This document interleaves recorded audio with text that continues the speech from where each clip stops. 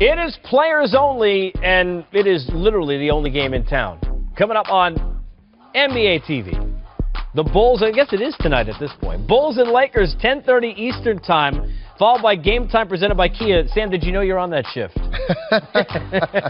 You got jokes tonight, don't you? You might be riding more a little bit sooner than what you think. I bring him. You see how heavy these papers are getting, right? Absolutely. The Lakers have all been about Lonzo Ball, at least all the talk has been. But I want to get back to something we discussed a little bit yesterday. That is the group that they're putting together. Forget about all the max deals everybody's looking ahead to. What Kuzma has done, the growth that Ingram has had, really even Julius Randle coming off the bench and showing that. What are you seeing from the rest of the Laker group? They're a young team. Everybody's trying to figure out and put their imprint and their thumbprint in this league, and it's coming at different times. And I think Lonzo is doing a great job having to facilitate that and not be a selfish player.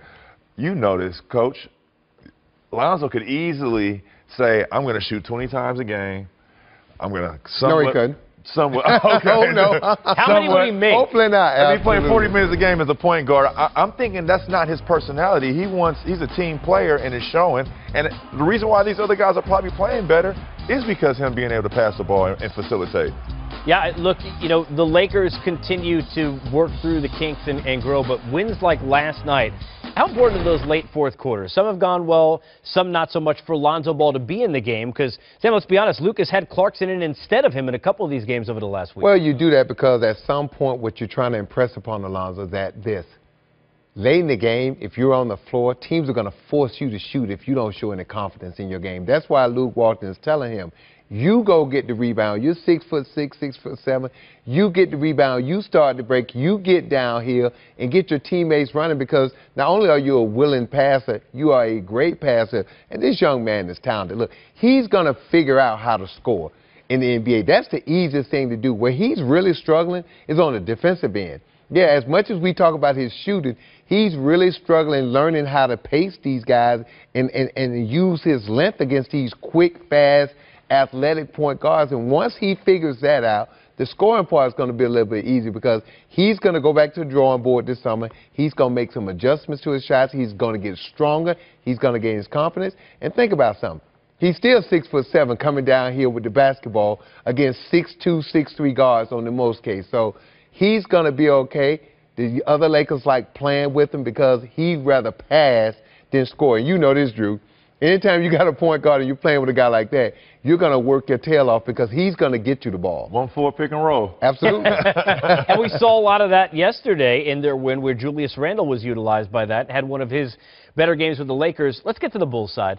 It's a weird time period if you're a fan in Chicago, right? I mean, you sit there, Jimmy Butler's gone, and now you're watching a lot of young players play. The whole Portis thing, we know what that is, but since he's come back, he's been good. Dunn's been better of late. Markkanen is growing. The wins aren't where you're going to want to see them, but there's a lot of growth on a day-to-day basis for Chicago. There's a lot of growth, but now I'm kind of concerned of where does Zach LaVine fit in once he don't comes worry back. about that. Look, he's the best. He's the most talented guy among the young group of players, including Markkanen. I had a chance to coach him for 2 years. This young man is unbelievable, athletic, can shoot with range, can play defense, can handle the ball in pick-and-roll situations. And we're not going to really get a glimpse of what Chicago can be until Zach gets back. I expect him back sometime before the All-Star break, and look out when he gets back because people think Chicago got robbed on that Jimmy Butler trade with Zach LaVine and Chris Dunn. No. Zach LaVine, when he gets healthy, he has a chance to be an all-star in this league. I really believe that. Zach, who has been cleared for contact, so baby steps continuing to move forward. It's been anything but baby steps. Huge steps for the Celtics.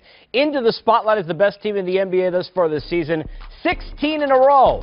Our top story on a night of 11 games around the association on Game Time.